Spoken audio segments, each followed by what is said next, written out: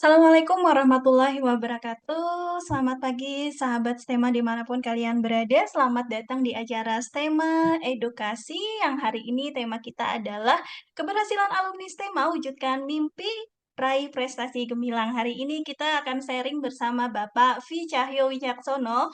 Beliau merupakan alumni SMKN 1 Singosari, jurusan Teknik Mesin Otomotif tahun 2003. Kita sapa dulu nih narasumber kita hari ini. Selamat pagi, Pak Cahyo. Selamat pagi Bu Wiwi, Bu Indah, selamat pagi. Selamat Selamat pagi. pagi. Bagaimana kabarnya Pak Cahyo? Baik ya, sudah lama tidak bersua nih. Kali, iya. Oke, langsung saja untuk memulai acara kita pada hari ini, saya berikan kesempatan untuk Ibu Indah Nursanti selaku Wakahumas SMKN 1 Singosari untuk memberikan sepatah dua kata untuk acara kita pada hari ini. Silakan Ibu Indah. Yang saya hormati Pak Cahyo, juga Bu Wiwi. Terima kasih sudah join atau bergabung di keberhasilan alumni STEMA, ya Bu Wiwi ya. Yo. Saya ucapkan terima kasih Pak Cahyo sudah menyempatkan diri di sela-sela kesibukannya, rutinitasnya yang harusnya hari ini libur, berkenan untuk memberikan mungkin semacam support ataupun testimoni dari keberhasilan alumni khususnya SMK Negeri 1 Singosari. Mungkin itu aja Bu Wiwi, terima kasih atas kesempatannya. Monggo dilanjutkan kembali. Baik, terima kasih Bu Indah untuk sambutannya. Sebelum kita lanjutkan ke yang selanjutnya, saya izin untuk share screen dulu. Pertama nih Mas Yahyo, silahkan ceritakan profil Bapak nih. Oke, terima kasih Bu Wiwi, Bu Indah. Mungkin sebelumnya saya sepatah dua kata dulu ya. Jadi ini materi yang cukup menarik, ini kata-katanya juga cukup berat ya, keberhasilan alumni tema gitu kan. Mungkin di sini yang perlu saya garis bawahi yang pertama yaitu mungkin di sini adalah berhasil dalam hal masuk ke dalam sebuah perusahaan gitu kan. Berhasil dalam hal join ke sebuah instansi besar gitu kan. Dalam hal ini kan zaman saya dahulu kan alumni SMK atau zaman dahulu disebut STM itu kan bisa dibilang uh, underdog gitu kan. Bisa dibilang wah kalah dengan SMA gitu kan. Tapi kan dalam hal ini SMK Singosari membuktikan bahwa STM atau SMK itu tidak kalah gitu, bahkan lebih unggul gitu kan, bisa lebih baik gitu kan. Nah mungkin keberhasilan di sini sebetulnya bukan keberhasilan saya pribadi, tapi keberhasilan STM Negeri Malang membuktikan bahwa alumninya bisa bersaing di dunia kerja dibandingkan alumni-alumni yang lain gitu kan, bahkan bersaing dengan D3 maupun S1 seperti itu mungkin. Baik, untuk menjawab pertanyaan pertama mengenai profil saya, yaitu nama saya Vincentius Cahyo Wicaksono. Saya asli berasal dari Malang, Jawa Timur. Saya bekerja dari tahun 2007 di perusahaan PT Pama Persada Nusantara. Berawal dari karir sebagai mekanik bulldozer, kemudian menjadi mekanik development, kemudian sempat menjadi staff development, dan sekarang saya menjadi technical support untuk area Kalimantan Selatan dan Kalimantan Tengah. Di samping itu beberapa kali saya diminta bantu untuk membantu tim rekrutmen untuk melakukan interview user di beberapa sekolah di area Jawa Timur, dan sempat mampir ke STM negeri ya Bu Wiwi waktu itu. Betul. Nah, mungkin itu sedikit dari profil saya. Mungkin bisa dilanjut Bu Wiwi. Baik, jadi teman-teman sahabat STEMA, jadi Bapak Vincent ini merupakan salah satu alumni SMKN 1 Singosari yang saat ini sedang bekerja di PT Pama Persada Nusantara. Nah, beliau ini sering melakukan kunjungan ke SMKN 1 Singosari terkait rekrutmen. Ya, biasanya jadinya PT Pama Persada Nusantara ini sering sekali membuka lowongan pekerjaan di SMKN Singosari bekerja sama dengan BKK. Selanjutnya yaitu nah, bagaimana budaya kerja di PT Pama Persada Nusantara? Bisa diceritakan Mas Cahyo selama bekerja di PT Pama Persada Nusantara, apa saja nih budaya kerja yang biasanya diterapkan di perusahaan Bapak? Monggo silakan. Baik, terima kasih Bu Wiwi. Jadi untuk budaya kerja di perusahaan yang saya naungi saat ini yaitu PT Pama, yaitu eh, khususnya untuk mekanik ya Bu Wiwi ya, karena kebetulan saya sebagai mekanik gitu. Jadi untuk mekanik memang di sini semua mekanik mulai dari yang level paling bawah sampai level yang istilahnya sudah staff itu diwajibkan untuk selalu belajar gitu kan. Belajarnya pun di sini memiliki sebuah sistem sertifikasi yang cukup komplit gitu kan. Namanya sertifikasi Pak, tentunya ada yang namanya kompetensi kan. Jadi di sini budayanya yaitu diukur mulai dari skillnya, kemudian knowledge-nya, dan juga attitude-nya seperti itu. Dari skill misalnya kita diwajibkan langsung mempraktekkan apa yang diujikan, dari knowledge-nya kita diberi tes teori, kemudian di attitude-nya pun kita dilihat dalam kesehariannya gitu. Semuanya itu dievaluasi dalam sebuah sistem yang sudah terintegrasi sehingga tentunya dari mekanik sendiri itu sudah terbiasa untuk menjadikan belajar menjadi sebuah budaya gitu kan. Belajar dalam hal ini bukan belajar ilmu pengetahuan saja gitu kan, tapi juga belajar masalah kedisiplinan, belajar mengenai bekerja dengan tanggung jawab dan seterusnya. Mungkin seperti itu. Baik, berarti salah satu yang mempengaruhi dalam budaya kerja di PT Pama Persada Nusantara, salah satunya adalah kedisiplinan ya. Ya, Kedisiplinan berarti tidak boleh telat ya Pak Cahyo ya. Kalau misalnya di sekolah telat itu gimana menurut Pak Cahyo? oh, Apa oh terlambat ini, masuk kelas gitu. wah, Dari hal-hal yang kecil saja sudah ini gitu, sudah lalai maksudnya. Itu seperti apa? wah, cukup menarik sekali pembahasan masalah telat ini kan. Jadi telat ini memang nggak jauh-jauh dari yang namanya apa attitude kan, dan namanya kompetensi adanya skill, knowledge dan attitude gitu kan. Knowledge bisa kita dapat dengan cara belajar gitu kan. Skill bisa kita dapat dengan melakukan sebuah pekerjaan berulang-ulang gitu. Tapi untuk attitude ini memang 80% harus kita dapatkan dari diri kita sendiri gitu kan. Bagaimana diri kita sadar akan pentingnya tanggung jawab gitu kan. Attitude kan bisa diartikan kalau di Google kan artinya sikap gitu kan. Sikap kita dalam mengantisipasi waktu sehingga tidak terlambat gitu kan. Bagaimana cara kita berpenampilan, rambut harus pendek gitu kan. Mungkin di STM dulu rambut harus pendek gitu kan. Kalau ditanya, lu kenapa kok rambut harus pendek gitu kan? Toh panjang pun tidak masalah, bisa dipakaikan topi seperti mekanik-mekanik Boeing gitu kan bisa. Cuma yang jadi garis bawah bukan hal seperti itu sebetulnya, tetapi eh, rambut pendek di STM itu menurut saya pribadi itu melatih kita bagaimana kita eh, menghargai sebuah aturan di sebuah instansi. Ketika STM memberikan aturan rambut pendek, kita dilatih untuk mematuhi hal tersebut. Harapannya ketika di dunia kerja ada aturan-aturan yang lebih kompleks, kita akan lebih mudah untuk menerimanya karena udah terlatih akan hal itu gitu kan. Pendek, harus datang tepat waktu gitu kan. Kalau habis bekerja harus dirapikan alat-alatnya, alat harus bersih, baju harus rapi, baju harus dimasukkan gitu kan. Nah, kalau dibandingkan masalah attitude tentu saja lah mekanik di pinggir jalan itu aja baju dikeluarkan juga bisa gitu kan. Cuma bukan itu yang menjadi sebuah penekanan di sini, tetapi dengan kita mematuhi aturan-aturan di sekolah itu kita dilatih untuk mematuhi aturan-aturan di perusahaan. Tentunya itu akan berpengaruh ke karir maupun kompetensi kita, yaitu dalam hal ini dari sisi attitude seperti itu, Mbak Wiwi. Baik, terima kasih jawabannya Pak Cahyo. Jadi teman-teman sudah terjawab ya kenapa nih SMKN 1 Singosari itu sangat krusial memperhatikan penampilan siswa terutama untuk rambut-rambut yang aturannya harus 321. Oke, selanjutnya Pak Cahyo.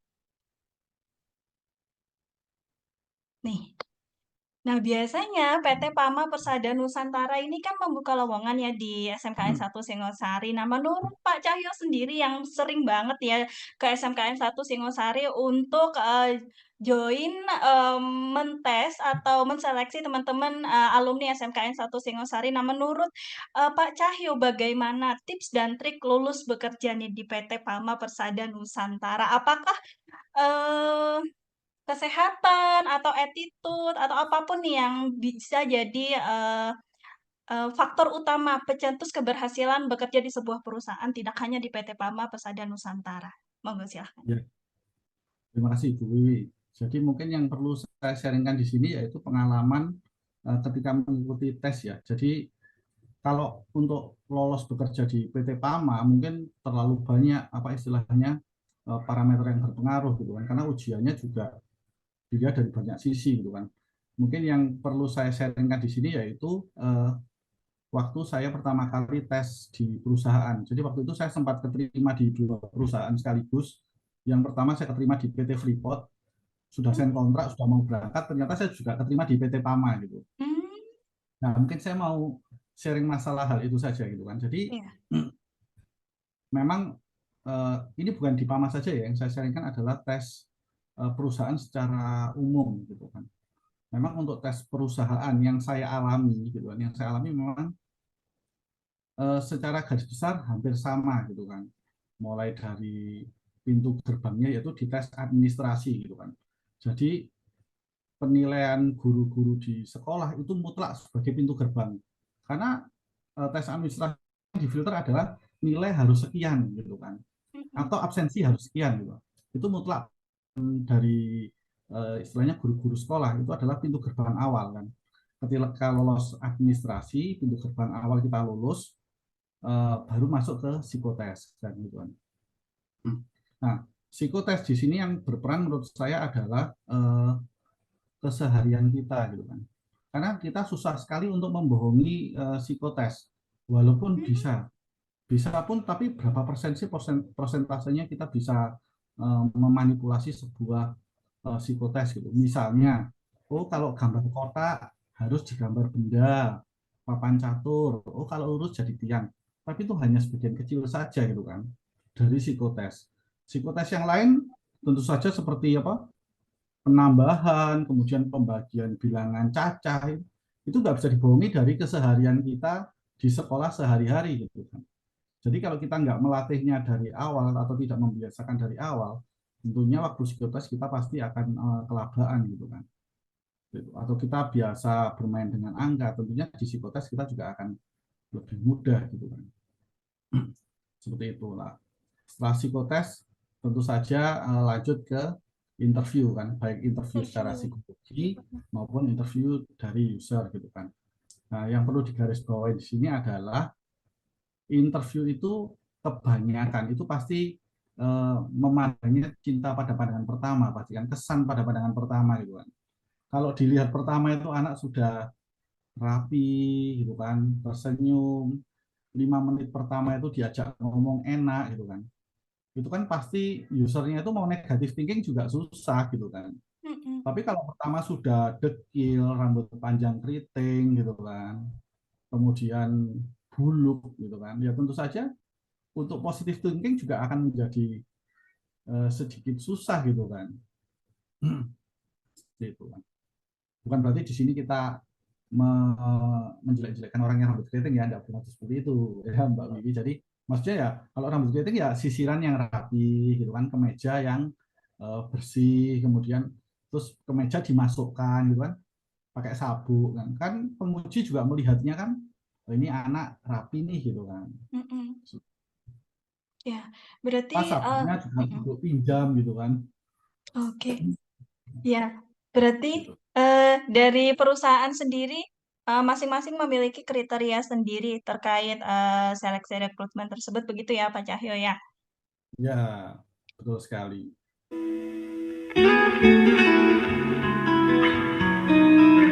Pesan buat Bapak Ibu pengajar, pastinya namanya guru ini pasti ada kekurangannya, apalagi era sekarang ini kan berbeda dengan zaman dulu.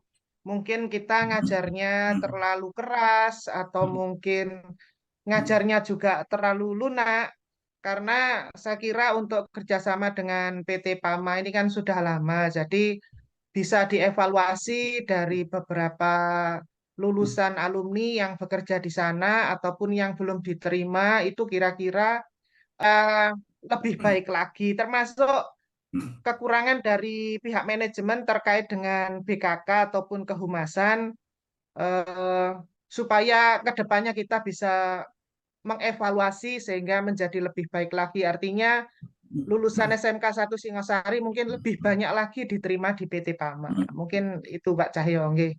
Terima kasih. Baik, terima kasih Bu Indah. Nah, ini pertanyaan yang cukup sulit ya. Karena saya juga saat ini kurang tahu juga seperti apa kan di SMK negeri kan, gimana guru-gurunya, terus guru-guru yang baru seperti apa gitu kan. Cuma kemarin yang sempat menjadi isu di eh,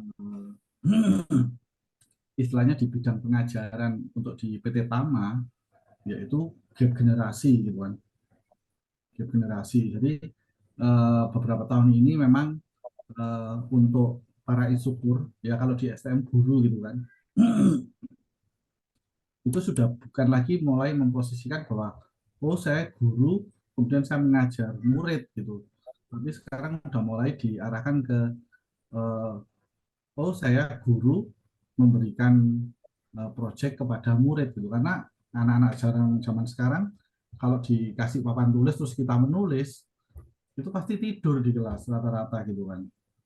Jadi mulai istilahnya mengupdate cara pembelajaran, mulai menggunakan video, kemudian memberikan mereka belajar di YouTube, kemudian besok mereka mulai suruh menceritakan gitu kan.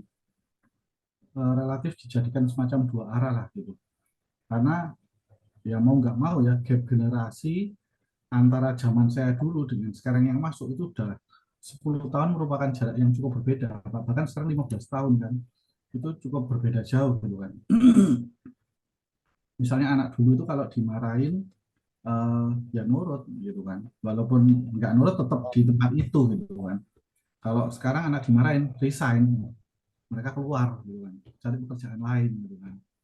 Nah, nah mungkin masukan untuk guru-guru Singosari sih ya mulai berubah, bukan karena polanya buruk ya Bu ya, polanya sih dulu itu udah bagus gitu. Cuma ini sekarang tuh orang-orangnya yang berubah gitu, anak-anak mudanya ini yang lingkungannya berubah gitu kan. Mau nggak mau kan HP, kalau dulu kan nggak ada HP. Terus sekarang sepeda motor, dulu kan nggak ada sepeda motor itu kan. Mau nggak mau memang ya harus mulai merubah pola pengajaran agar ketika masuk ke dunia kerja, anak-anak ini nggak jadi kehilangan apa, kehilangan performanya atau kehilangan kualitasnya. Misalnya nih, kan kelihatan tuh anak STM yang masuk, kemudian, oh ini baru diterima nih, anaknya masuk, kita masuk, oh, anak langsung selamat pagi Pak. Nah, tapi ada yang kita masuk, dia pasti tetap pegang HP gitu kan. Bahkan dosen pelajaran masih pegang HP ya. Hal seperti itu kan bisa dijadikan sebuah nilai tambah sebagai lulusan STM negeri kan, seperti itu. Banyaklah hal-hal lain. Tapi kalau basic teknisnya sih, STM negeri nggak ada lawan lah. Untuk area Jawa Timur dan nggak ada lawan gitu. Tapi untuk attitude, sekarang yang jadi masalah adalah attitude sih. Seperti itu pindah.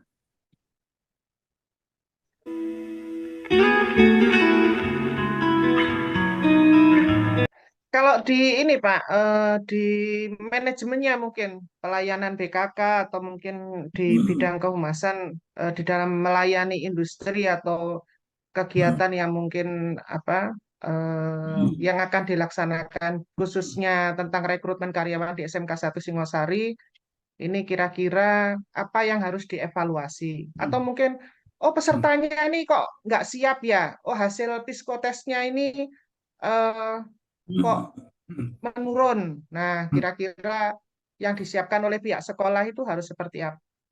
Nah, kalau dari pertanyaan masalah BKK, mungkin saya nggak bisa menjawab semuanya karena BKK sendiri kan hubungannya kalau di PT PAMA itu kan dengan tim rekrutmen, sedangkan saya kan tim user kan dari operasionalnya langsung. Tapi yang sering menjadi, benar kata Bu Ida tadi, yang sering jadi pertanyaan adalah kenapa ini seperti ini. Loh, kenapa psikotesnya dari segitu banyak lulusnya cuma sedikit? Nah, itu maksud saya. Nah, itu user suka bertanya gitu. Karena ketika seringkali kita memiliki target misalnya dari Lumbung Malang kita bisa dapat 40 gitu. Loh, kenapa kok cuma tembus 10 gitu? Ketika ditelusuri ke belakang, oh ternyata di psikotes mereka jeblok. Oh mereka di kesehatan mereka banyak yang gagal gitu. Kalau saran saya sih untuk BKK mulai mensosialisasikan masalah proses rekrutmen itu bukan di kelas 12 saja gitu. Tapi mulai dari kelas awal mereka masuk STM gitu. Istilahnya kesehatan itu kan tidak bisa dibentuk dari hanya 1 tahun saja gitu kan. Kalau zaman saya dulu sukaannya kan mulai kelas 1 suka suruh lari gitu kan. Lari seminggu sekali, seminggu 2 kali gitu kan. Nah, hal-hal seperti itu apakah di STM negeri itu masih ada? Larinya dulu nggak tanggung-tanggung kan 5 kilo sekali lari kan. Ya, ya, ya. Kemudian sosialisasi masalah bahaya merokok, menjaga pola makan, menjaga gerak gitu kan. Terus kalau dari sisi psikologi itu mengurangi HP, memperbanyak sosialisasi gitu kan. Ngobrol dengan teman. Nah, apakah seperti ini nih BKK sudah mensosialisasikan dan mengintegrasikannya dengan tim pengajar. Misal ini bayangan saya Bu ya. Oh BKK keluhannya sering gagal di kesehatan nih. Nah, kemudian memberitahu kepada tim pengajar. Oh tim pengajar tolong untuk kesehatannya, oh, tim olahraga lebih ditingkatkan. Kan terintegrasi antara keseharian mereka dengan goalnya BKK nih gitu kan. Kadang-kadang kan tim usernya juga kadang-kadang user berapa? User 1.000 orang. Oke, kita siapkan 4 orang. Oh, yang tembus berapa? Yang tembus cuma 30. Wah, dari 1.000 tinggal 30 yang tembus. Berarti kan 1 orang saja cukup yang berangkat gitu kan. Yang segitu banyak gagal di mana? Oh, gagalnya di psikotes gitu. Nah, bangun psikotes itu kan juga nggak bisa ikut pelatihan terus terbentuk gitu kan. Walaupun soalnya sebenarnya gitu-gitu aja dibolak-balik gitu kan. Cuma untuk membiasakan itu kan nggak bisa sebentar, harus lama gitu. Iya, nggak bisa instan.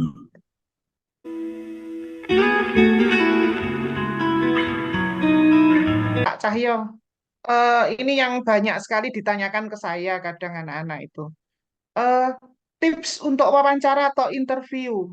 Jadi, misalkan interview mengenai kompetensi, apa yang harus disiapkan? Sepertinya Pak Cahyo juga pernah mengirimkan ke saya berupa video.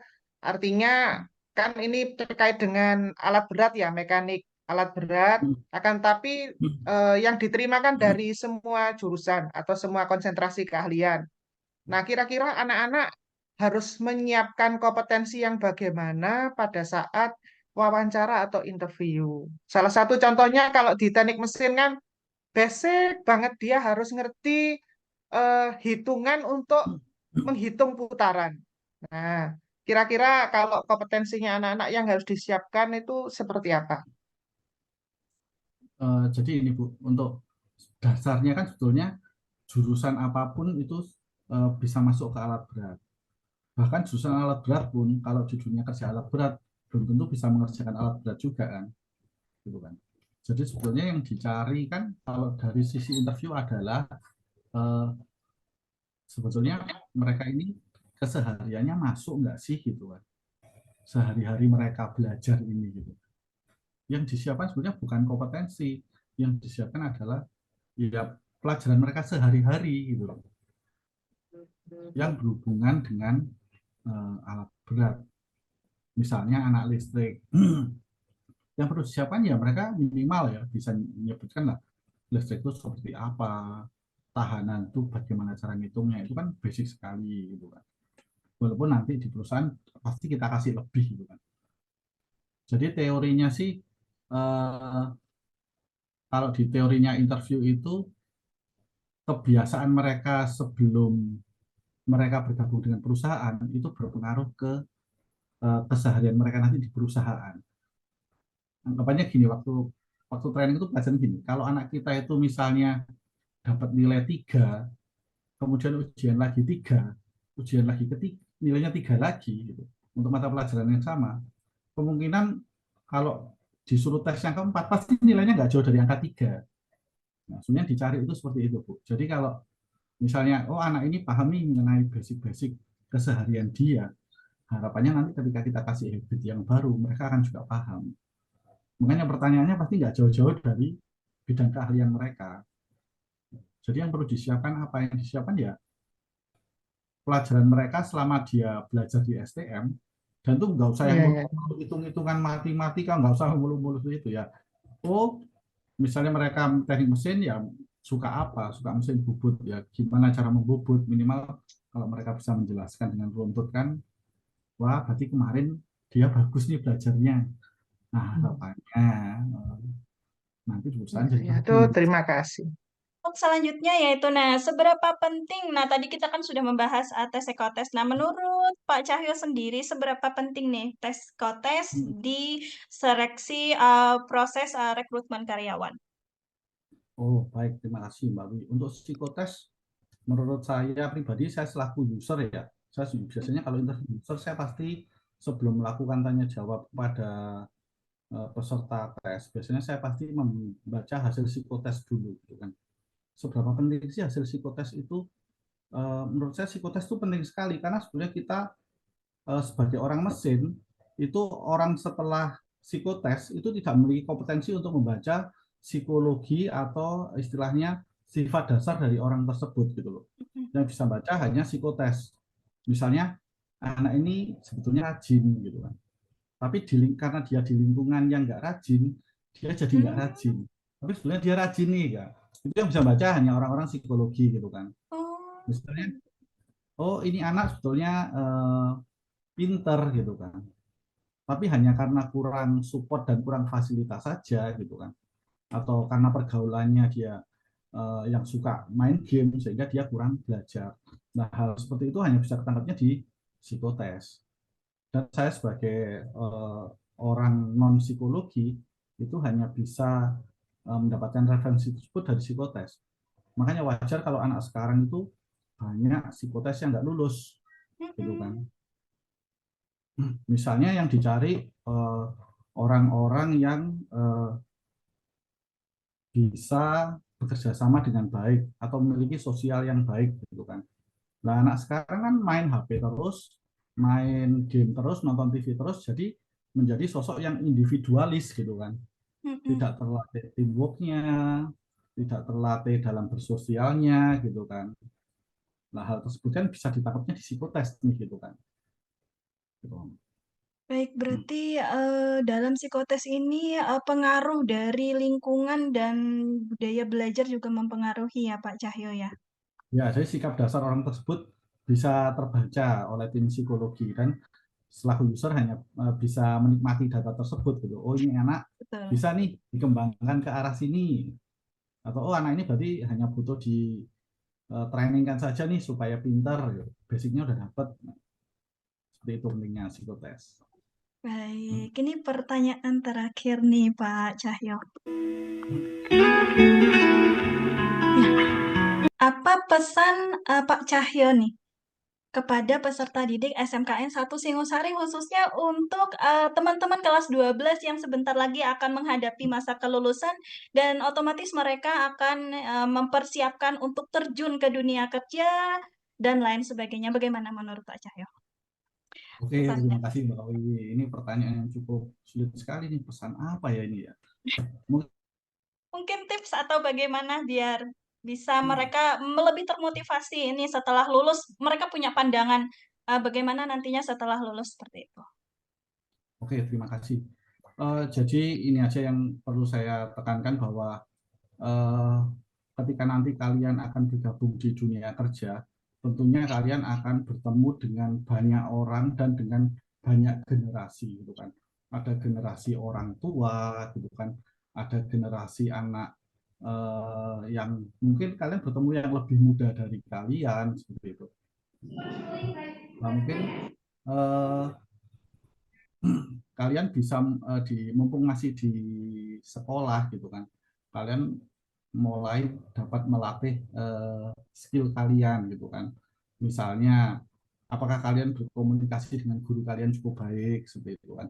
kalau kalian berkomunikasi dengan guru cukup baik, tentunya nanti kalian berkomunikasi dengan senior kalian yang umurnya sama dengan guru kalian, tentunya akan menjadi lebih baik gitu kan. Apakah kalian bisa membimbing junior kalian lebih baik? Tentunya kalau kalian bisa membimbing junior kalian lebih baik, artinya kalian di dunia kerja juga tentunya bisa memiliki anak buah dan mengarahkan anak buah kalian menjadi lebih baik gitu kan. Karena kan jangan berpikiran wah anak STM ini pasti jadi bawahan, belum tentu gitu kan. Banyak alumni STM Negeri 1 Singosari itu Yang di berhasil. perusahaan saya bukan jadi seorang bawahan gitu kan, tapi menjadi atasannya para atasan gitu kan. Bukan atas gitu kan, atasannya para atasan gitu kan. Kalau boleh saya sebut nama, saya sebut nama ini. Banyak sebetulnya kan gitu kan. Cuma Betul. nggak boleh nama kan, nanti langsung dipanggil aja ya Mbak Wiwi ya. Sip. Sudah saya kasih kontaknya kan gitu. Oke. Pesan yang pertama, pesan yang kedua yaitu hubungan dalam masuk dunia kerja. Kalau kalian memang sudah di kelas 12, itu sekarang sedang banyak kasus yaitu gagal di tes kesehatan. Seperti itu. Nah, harapannya adik-adik di sini bisa sebelah harapannya adik-adik di sini bisa mulai menjaga kesehatannya gitu kan. Dulu tes kesehatan tuh hanya sebuah ya pasti lulus lah gitu kan. Tapi sekarang sampai ada sebuah pembekalan untuk lulus tes kesehatan atau persiapan gitu. Berarti artinya kan ada sebuah hal di kesehatan kalian yang harus diperbaiki gitu kan. Misalnya kalau kalian kebanyakan duduk nonton TV, tentu saja kalian akan bermasalah nanti di tulang punggung, kemudian obesitas, kolesterol seperti itu. Atau kebanyakan main HP, pasti nanti kalian pakai kacamata. Sedangkan bidang yang kalian minat dan bidang yang tidak menggunakan kacamata. Kan saling berlawanan tuh istilahnya. Makanya kalau kalian punya cita-cita, harapannya pastikan dulu cita-cita ini minta spesifikasi kesehatan seperti apa. Dan kalian bisa menyiapkan jauh-jauh sehari lah atau setahun sebelum mulai menyiapkan. Misalnya minta nggak pakai kacamata, ya kalian harus mulai mengurangi aktivitas yang menggunakan layar gitu sehingga mata kalian sehat atau mulai berolahraga agar kolesterol, asam urat dan istilahnya parameter-parameter kesehatan itu menjadi baik gitu sehingga masuk ke dunia kerja menjadi lebih mudah. Mungkin seperti itu Mbak Wi, pesan dari saya.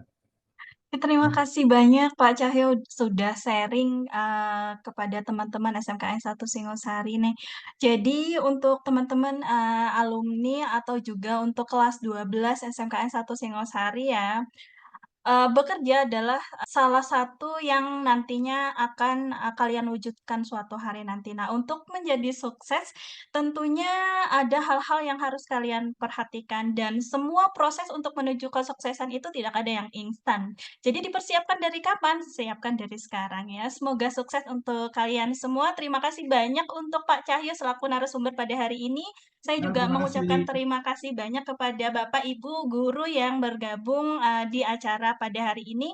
Terima kasih untuk waktunya. Sampai jumpa kembali di acara yang selanjutnya. Saya tutup dulu. Assalamualaikum warahmatullahi wabarakatuh.